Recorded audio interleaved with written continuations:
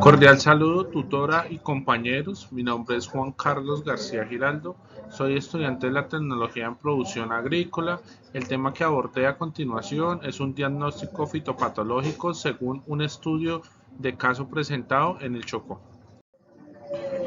Como introducción tenemos que para el reconocimiento e identificación de enfermedades en plantas se requiere de unas habilidades de observación y de investigación, ya que es necesario ejecutar actividades de campo y actividades en el laboratorio. Existen factores bióticos y externos que pueden favorecer la afectación de una enfermedad y por eso es necesario realizar monitoreos preventivos en nuestros cultivos y plantaciones para no llegar a una etapa correctiva.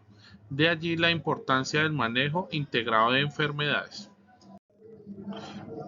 Objetivos. Como objetivo general tenemos comprender el proceso sistemático requerido para realizar un diagnóstico presuntivo y de confirmación que permita identificar el agente causal de una enfermedad.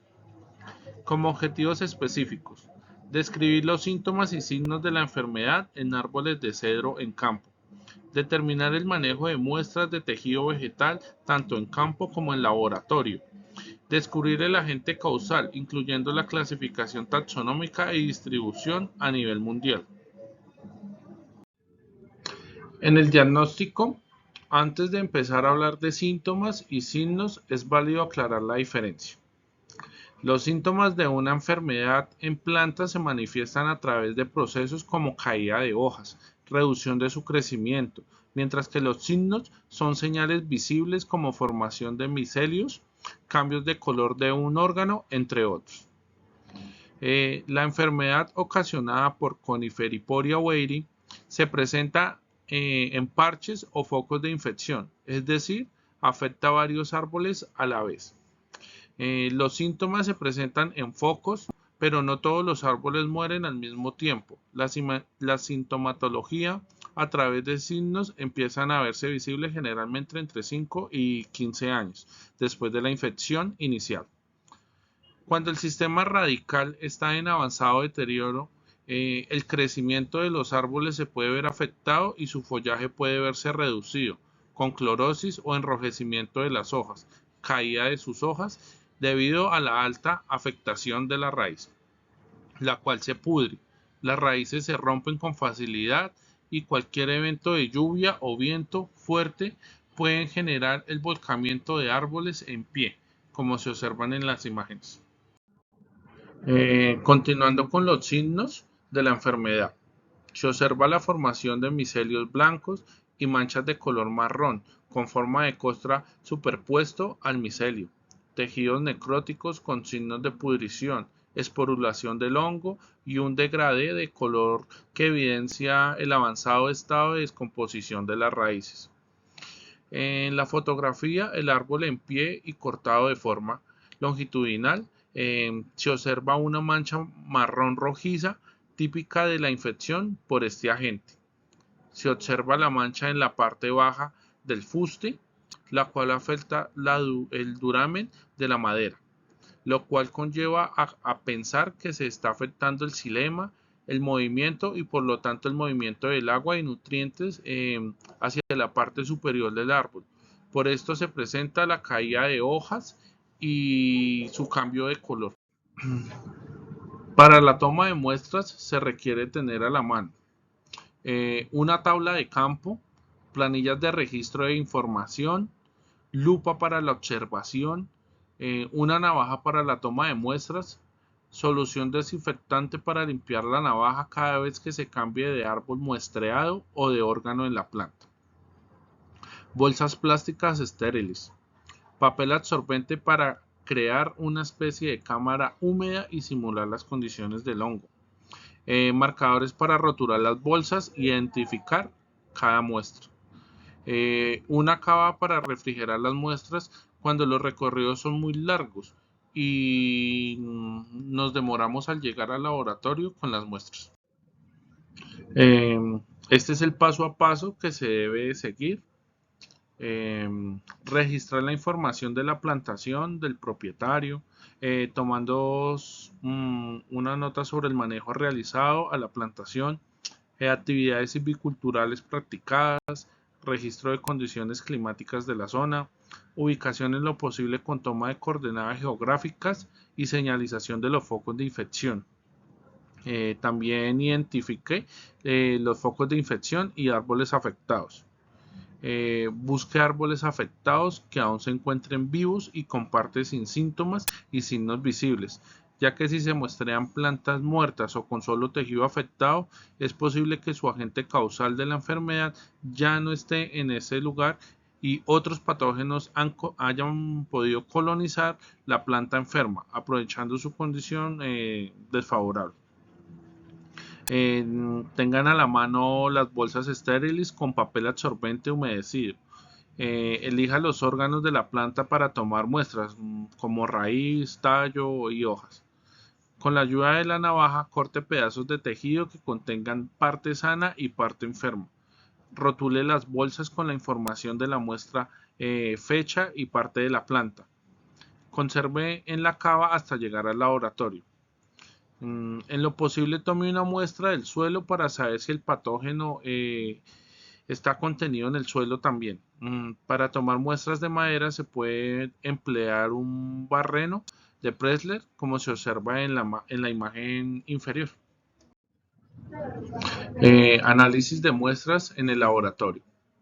Lo primero que se debe hacer es la descripción de las muestras a analizar, descubrir su aspecto, color, formación de hifas y estructuras fúngicas de observación macroscópica. Posteriormente, se debe preparar las cajas de Petri, placas, tubos o frascos con medios de cultivo diferenciados para aislar los hongos o bacterias, ya que en el medio utilizado puede favorecer el crecimiento de alguna de estas. Elegir el medio de cultivo. Generalmente para aislar los hongos se emplea un cultivo de caldo, de agar, papa, estrocha o PDA, mientras que para aislar bacterias se utilizan medios diferentes. Una vez se cuente con el medio de cultivo preparado, frío y listo en respectivos recipientes desinfectados y estériles, se realiza siembra directa del tejido vegetal infectado por medio de una aguja o de una anza. Después de la siembra, se llenan las placas, tubos y frascos, se rotulan con fecha y la identificación de la muestra y se incuba durante el tiempo conveniente hasta que se vea que el hongo ha crecido y está esporulando, y se procede a cerrar las cajas para generar condiciones óptimas para el desarrollo del patógeno. También se debe realizar observaciones diarias y registrar medidas de diámetros a lo largo y ancho del hongo o de la especie de mancha que se comienza a formar en el medio. Algunas muestras pueden ser ubicadas en cámaras húmedas, las cuales consisten en recipientes de papel absorbente húmedo y que permanezcan siempre selladas, con el fin de simular condiciones de humedad alta donde se favorece el crecimiento de hongos, y allí se debe realizar observaciones diarias para visualizar signos del patógeno, como crecimiento del hongo, formación de hifas, etc. Clasificación taxonómica. Después del diagnóstico en el laboratorio, donde se confirmó que el agente causal de la enfermedad en los árboles de cedro es Coniferiporia weiri, se produce a su clasificación de este hongo, el cual pertenece a la siguiente información, como lo muestra la tabla. Morfología. Coniferiporia weiri crece bajo el suelo, formando una masa blanca algodonosa y filamentos llamada micelio. Este está compuesto de células llamadas hifas, y a su vez pueden ser cenocíticas o septadas, tabicadas. El hongo está formado por pequeños hilos llamados hifas, que crecen a partir de las esporas. Las hifas se van a ramificar formando un micelio, el cual posteriormente entra en la etapa sexual formando esporas. Las estructuras de mayor tamaño que formen esporas forman el hongo de observación macroscópica. Las estructuras reproductivas poseen una estructura en forma de botella llamada basidio, la cual contiene basidiosporas, que son las esporas sexuales. El reporte que se tiene es el siguiente. A nivel mundial, solo se reporta el agente causal para África, Asia y Europa. En América Latina se reportó en Chile en el año 2019. Para Colombia, esta enfermedad es nueva y según el ICA, que es el agente regulador, este agente no se encuentra reportado ni para el país ni para la región del Chocó, donde se presume que está afectando la plantación del cedro. Em, Esta enfermedad es cuarentenaria de esos países reportados. Una enfermedad cuarentenaria es de importancia económica potencial para el área donde se encuentra o donde la reporte. Así la enfermedad esté o no esté presente, se debe tener bajo vigilancia por el ente regulador, que en este caso en Colombia es el ICA. La enfermedad causada por el agente Coniferiporia weyeri es una enfermedad nueva con reporte inicial para Colombia y se considera cuarentenaria por los antecedentes de afectación en otros países. Si esta enfermedad no es controlada o supervisada, podría generar emergencias fitosanitarias en el sector forestal. De allí la importancia de realizar monitoreos sanitarios en las plantaciones y la implementación de manejo integrado de plagas y de enfermedades. Estas fueron las bibliografías consultadas para el desarrollo de la actividad. Muchas gracias por su atención.